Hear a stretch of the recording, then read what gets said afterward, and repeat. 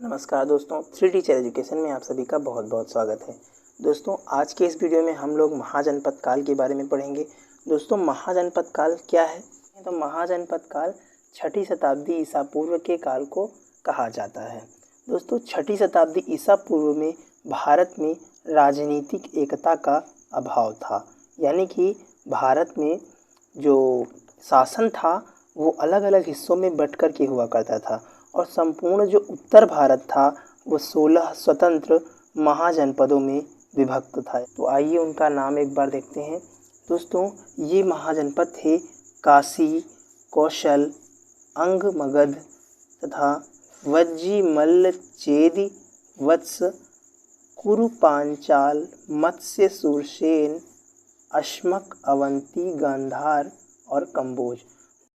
दोस्तों, इन 16 महाजनपदों में जो अस्मक नाम का महाजनपद था यह दक्षिण भारत में स्थित था।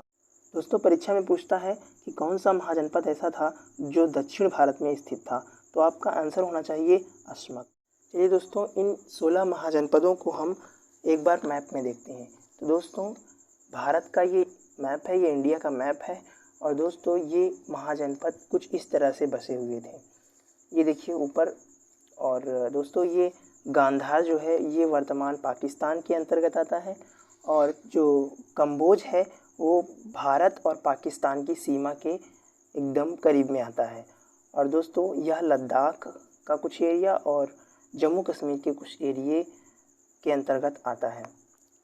आइए दोस्तों आगे देखते हैं। नीचे अगर आएँ तो ये हमारा राजस्थान है। राजस्थान में मत्स्य महाजनपद पड़ता था और ये हरियाणा में कुरु महाजनपद हरियाणा में पड़ता था और इसके अंतर्गत जो हरियाणा का कुछ क्षेत्र, और ये दोस्तों ये देखिए दिल्ली है, दिल्ली और थोड़ा सा यूपी का भी क्षेत्र इस कुरु के अंतर्गत आता था। और दोस्तों यूपी के अंतर्गत हमारे 8 महाजनपद आते थे। कौन कौन से? सुरसेन हो गया, पांचाल हो गया और कौशल, मल्ल, काशी और वत्स तथा चेदी। और दोस्तों ये कुरु का छोटा सा भाग आता था ना यूपी में, इसलिए इसको भी यूपी में मान लिया जाता है कि ये भी यूपी में स्थित था। तो दोस्तों क्वेश्चन बनता है परीक्षा में कि यूपी में कितने महाजनपद 16 महाजनपदों में स्थित थे? तो 8 थे, तो आपको याद रखना है। ठीक है दोस्तों, आइए आगे देखते हैं। ये यहाँ पे बिहार पड़ता है, तो ये बिहार है। बिहार में 3 जो महाजनपद थे वो पड़ते थे, इनमें से मगध, अंग और वज्जी। दोस्तों ये जो मगध है यही अंत में जा कर के इन सभी महाजनपदों को जीत करके एक स्वतंत्र और एक छत्र शासन कर पाता है। दोस्तों इस मगध का इतिहास हम बहुत डिटेल में पढ़ेंगे आगे। तो आइए दोस्तों देखते हैं। अगला महाजनपद जो अवंती था वो मध्य प्रदेश में स्थित था। दोस्तों ये एमपी है और ये जो दक्षिण भारत में मैंने बताया था आपको, ये अस्म महाजनपद था। यह आज के जो महाराष्ट्र का कुछ भाग और कर्नाटक का कुछ भाग तथा तेलंगाना के कुछ भाग के अंतर्गत आता था। तो दोस्तों ये है इंडिया का मैप, आपने देखा और उम्मीद करता हूँ आपको समझ में आया होगा कि इनकी स्थिति किस प्रकार थी। तो चलिए दोस्तों आगे इनके बारे में डिटेल से पढ़ते हैं। तो दोस्तों ये जो महाजनपद हैं इनकी जानकारी हमें कहाँ से मिलती है? तो इनकी जानकारी हमें बौद्ध ग्रंथ अंगुत्तर निकाय तथा जैन ग्रंथ भगवती सूत्र से मिलती है। दोस्तों इन दोनों ही ग्रंथों में महाजनपदों के बारे में जानकारी दी गई है। बस केवल फर्क इतना है कि जैन ग्रंथ में इन 16 महाजनपदों के नाम में थोड़ा थोड़ा परिवर्तन मिलता है बस, और जानकारी सेम ही है दोस्तों। तो दोस्तों ये जो महाजनपदों की सूची है यह बौद्ध ग्रंथ अंगुत्तर निकाय से ली गई है और दोस्तों यही सर्वमान्य मत है विद्वानों के अनुसार। दोस्तों ये जो महाजनपद थे ये अपना प्रभुत्व स्थापित करने के लिए आपस में लड़ाई किया करते थे। जैसे कि कौशल का काशी से हमेशा संघर्ष चलता रहता था और अंग का मगध से चलता रहता था। इसी प्रकार वज्जी का मल्ल से भी चलता रहता था तथा दोस्तों इसी तरह से एक दूसरे से ये 16 के 16 महाजनपद आपस में लड़ा भिड़ा करते थे। तो आइए दोस्तों उस समय की स्थिति को समझने का प्रयास करते हैं। दोस्तों पहला महाजनपद है काशी। दोस्तों जो काशी महाजनपद था इसकी राजधानी वाराणसी हुआ करती थी, जो वर्तमान में यूपी का एक ज़िला है। दोस्तों काशी महाजनपद प्रारंभ में एक शक्तिशाली महाजनपद था। दोस्तों यहाँ का सर्वाधिक शक्तिशाली शासक ब्रह्मदत्त हुआ था और जिसका संघर्ष कौशल से हमेशा हुआ करता था। और दोस्तों इसने अपने समय में कौशल को काशी में मिला लिया था। और दोस्तों इतना ही नहीं, ये जो कौशल है ये भी आगे चल करके काशी को अपने में मिला लेता है। जैसा मैंने कहा था ना कि ये आपस में लड़ा भिड़ा करते थे अपना प्रभुत्व स्थापित करने के लिए। तो आइए दोस्तों आगे कौशल के बारे में पढ़ते हैं। दोस्तों कौशल जो महाजनपद था इसकी राजधानी श्रावस्ती थी। दोस्तों यह वर्तमान में यूपी के अयोध्या और फैजाबाद मंडल के जितने भी ज़िले हैं उसके अंतर्गत आता था। और दोस्तों इस महाजनपद का सर्वाधिक शक्तिशाली शासक कंस हुआ था, जिसने अपने समय में काशी को कौशल में मिला लिया था। और दोस्तों इसके बाद से काशी कौशल का एक अभिन्न अंग बन गया था। इसके पहले हमने देखा था कि जो काशी का शासक था ब्रह्मदत्त, उसने कौशल को काशी में मिलाया था। और उसके बाद आता है कंस, जो कि कौशल का सर्वाधिक शक्तिशाली शासक रहता है, वो काशी को अपने यानी कि कौशल में मिला लेता है। तो आइए दोस्तों आगे देखते हैं अगले महाजनपद के बारे में। अगला महाजनपद है अंग, जिसकी राजधानी चंपा हुआ करती थी। और दोस्तों यह वर्तमान में उत्तरी बिहार के जो वर्तमान में ज़िले हैं भागलपुर तथा मुंगेर, इनके अंतर्गत आता था। और दोस्तों इसका संघर्ष हमेशा मगध महाजनपद से हुआ करता था। दोस्तों इसका जो शक्तिशाली शासक था ब्रह्मदत्त, इसकी शासक का नाम भी ब्रह्मदत्त था और इसने मगध को अंग में मिला लिया था। आगे देखेंगे दोस्तों मगध भी आएगा और मगध भी इस अंग को अपने में मिला लेगा। ऐसा ही होगा दोस्तों। चलिए आगे देखते हैं, मगध के बारे में पढ़ते हैं। दोस्तों जो मगध था इसकी राजधानी राजगृह और गिरिव्रज हुआ करती थी। दोस्तों इसकी दो राजधानियाँ थी, राजगृह और गिरिव्रज। दोस्तों यह जो मगध था यह वर्तमान पटना और गया जिले के अंतर्गत आता था, बिहार के अंतर्गत। ठीक है दोस्तों, और इसका संघर्ष अंग से चलता रहता था। और दोस्तों यहाँ के शासक जो हुए थे सर्वाधिक शक्तिशाली शासक, वो बिंबिसार हुए थे, जिन्होंने अंग को मगध में मिला लिया। ठीक है दोस्तों, अभी हमने देखा था ऊपर कि ब्रह्मदत्त ने मगध को अंग में मिलाया और उसके बाद आता है मगध का नंबर, और मगध के शासक बिंबिसार ने अंग को मगध में मिला लिया। अगला जो महाजनपद है दोस्तों वह वज्र है। और दोस्तों यह इसकी एक खास बात, यह गणतंत्रात्मक था। दोस्तों 16 महाजनपदों में 2 महाजनपद ऐसे थे जिनमें गणतंत्रात्मक शासन होता था। एक वज्जी है और दूसरा मल्ल है। ठीक है दोस्तों, वज्जी और मल्ल ये दोनों जो महाजनपद थे इनमें गणतंत्रात्मक शासन हुआ करता था और बाकी सब में राजतंत्रात्मक व्यवस्था थी। ठीक है दोस्तों, आइए देखते हैं वज्जी के बारे में। इसकी राजधानी जो थी वो वैशाली, विदेह और मिथिला थी। इसकी 3 राजधानियाँ हुई हैं दोस्तों, और यह वर्तमान में बिहार के दरभंगा और मधुबनी जिले के आसपास पड़ता था। दोस्तों यह जो वज्जी था यह 8 राज्यों का एक संघ था और इसमें वज्जी के अतिरिक्त वैशाली के लिच्छवी और मिथिला के विदेह तथा कुंडग्राम के ज्ञात्रक प्रमुख रूप से आते थे। तो दोस्तों आइए देखते हैं अगले गणतंत्रात्मक महाजनपद मल्ल के बारे में। दोस्तों जो मल्ल था यह वज्जी का पड़ोसी था और इसी कारण इसकी लड़ाई वगैरह हुआ करती थी। और दोस्तों यह भी गणतंत्रात्मक शासन था, अभी मैंने ऊपर आपको बताया। दोस्तों मल्ल जो था यह 2 राज्यों से मिलकर बना था, इसीलिए इसकी 2 राजधानियाँ थीं, कुशावती और पावा। दोस्तों कुशावती के जो मल्ल थे वो कुशीनारा के या कुशीनगर के मल्ल कहलाते थे और जो पावा के थे वो पावा के मल्ल कहलाते थे। और दोस्तों यह वर्तमान फाजिल नगर में आता था। और दोस्तों आगे बात करते हैं अगले महाजनपद के बारे में। तो अगला महाजनपद है चेदी। दोस्तों चेदी जो है वो आधुनिक बुंदेलखंड के अंतर्गत आता था। इसकी राजधानी सुक्तिमती थी और चेदी महाजनपद का उल्लेख महाभारत में भी हुआ है और इसका प्रसिद्ध शासक शिशुपाल था। दोस्तों अगला महाजनपद है वत्स, जो कि प्रयागराज के अंतर्गत आता था, यानी कि यूपी का जो प्रयागराज जिला है उसके अंतर्गत आता था। इसका पाली ग्रंथों में वत्स नाम आता है तथा जैन ग्रंथों में वत्स नाम आता है। दोस्तों इसकी राजधानी कौशाम्बी थी और यह यमुना के बाएं तट पर स्थित थी। दोस्तों इसके प्रसिद्ध राजा उदयन हुए हैं। दोस्तों अगला महाजनपद है कुरु।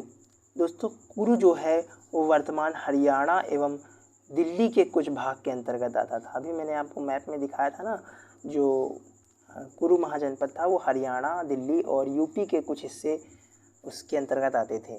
दोस्तों यह गंगा यमुना के दोआब पर स्थित था। या दोआब दोस्तों क्या होता है? दोआब दो नदियों के बीच की भूमि होती है, जो उसी को दोआब कहते हैं। ठीक है दोस्तों, और इसकी राजधानी इंद्रप्रस्थ थी और 6ठी शताब्दी ईसा पूर्व में इसकी जो स्थिति थी वो सर्वाधिक अच्छी थी, यानी कि यह एक सुख संपन्न राज्य था। और दोस्तों प्रारंभ में यह राजतंत्र था, परंतु बाद में यह गणतंत्र हो गया था। दोस्तों इसी भूमि पर महाभारत का युद्ध लड़ा गया था। दोस्तों जो महाभारत का युद्ध था पांडवों और कौरवों के बीच में, वो इसी कुरु महाजनपद के अंतर्गत इसी की भूमि पर लड़ा गया था।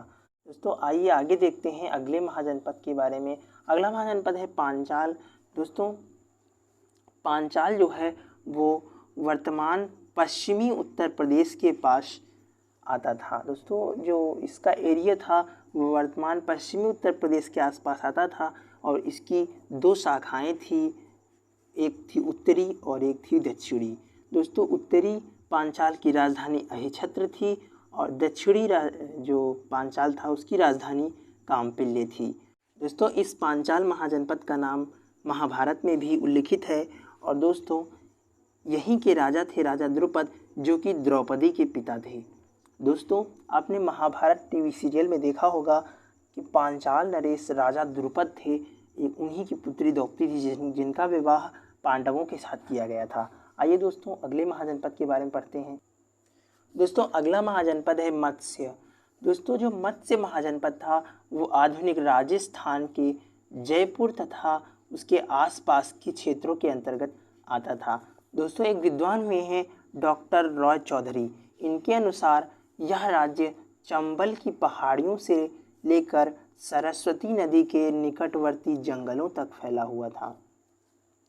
तो इनका अपना एक मानना है कि यह जो महाजनपद था मत्स्य महाजनपद, यह चंबल की पहाड़ियों से लेकर सरस्वती नदी के जो निकटवर्ती क्षेत्र के जंगल थे वहाँ तक फैला हुआ था। और दोस्तों यह जो यमुना नदी थी वह पांचाल और मत्स्य के बीच में एक विभाजक रेखा का कार्य करती थी, यानी कि जो मत्स्य और पांचाल महाजनपद था इसी के बीच में यमुना नदी प्रवाहित होती थी।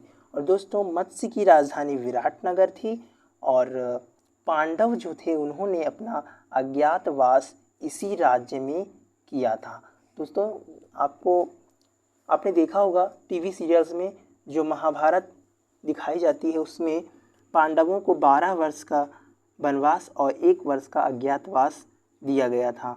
दोस्तों जो 12 वर्ष का वनवास उन्होंने व्यतीत किया था, उसके बाद में जो उन्हें 1 साल का अज्ञातवास व्यतीत करना था वो उन्होंने इसी मत्स्य महाजनपद के अंतर्गत व्यतीत किया था। तो आइए दोस्तों आगे देखते हैं अगले महाजनपद सूरसेन के बारे में।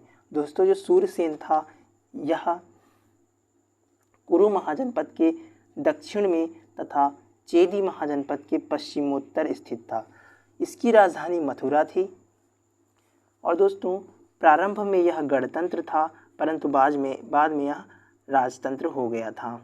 और दोस्तों रामायण में वर्णन है कि जो सुग्रीव थे, वानरराज सुग्रीव, वो माता सीता की जब खोज में सेना को भेजते हैं तो जो सेना की टुकड़ी उत्तर पश्चिम के प्रदेशों में गई थी उन प्रदेशों में से सूरसेन भी था। और दोस्तों यह सूरसेन महाजनपद 6ठी शताब्दी के उत्तरार्ध में, यानी कि जब 6ठी शताब्दी लगभग समाप्त होने वाली थी उस समय यह मगध महाजनपद में समाहित हो गया था। दोस्तों आगे बात करते हैं अगले महाजनपद अश्मक के बारे में। दोस्तों अश्मक एक ऐसा महाजनपद था जो कि दक्षिण भारत में स्थित था। अभी मैंने आपको मैप में भी दिखाया था।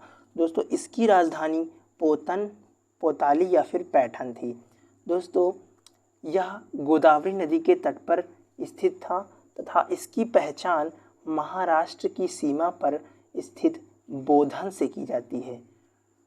दोस्तों महाराष्ट्र, आधुनिक जो महाराष्ट्र राज्य है भारत का, उसकी सीमा पर एक बोधन नाम की जगह है, वहाँ से इसकी राजधानी पोतन की पहचान की गई है।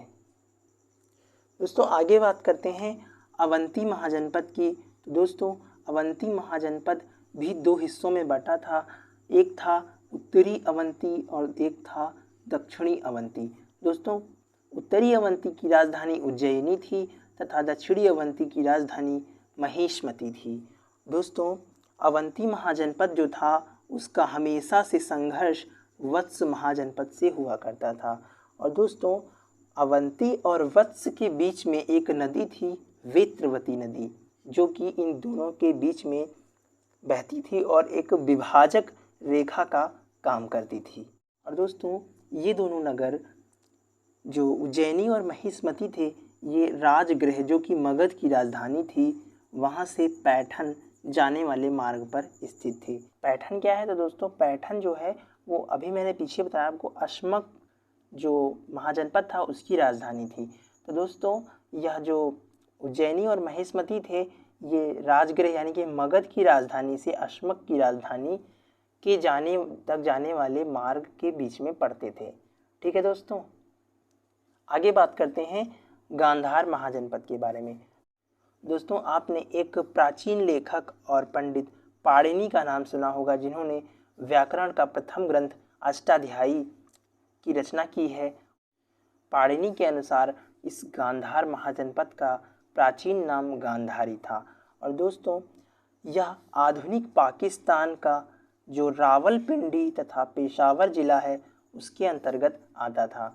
और दोस्तों रामायण में इसकी अवस्थिति सिंधु नदी के दोनों ओर बताई गई है, यानी कि जो सिंधु नदी है उसके दाएं और बाएं दोनों ओर यह गांधार महाजनपद बसा हुआ था। और दोस्तों की राजधानी तक्षशिला थी। 6ठी शताब्दी के उत्तरार्ध में यह महाजनपद हखामनी वंश के जो दारा प्रथम थे उनके शासन के अंतर्गत आता था। दोस्तों एक हखामनी वंश हुआ है ईरान का, जो कि भारत पे आक्रमण किया था और उसने जो है भारत के कई पश्चिमी जो प्रदेश थे उनको विजित कर लिया था तथा वहाँ पर उसका शासन चलता था। तो दोस्तों यह जो गांधार महाजनपद था यह भी उसी के शासन के अंतर्गत आता था। दोस्तों अगला जो महाजनपद है वह है कंबोज।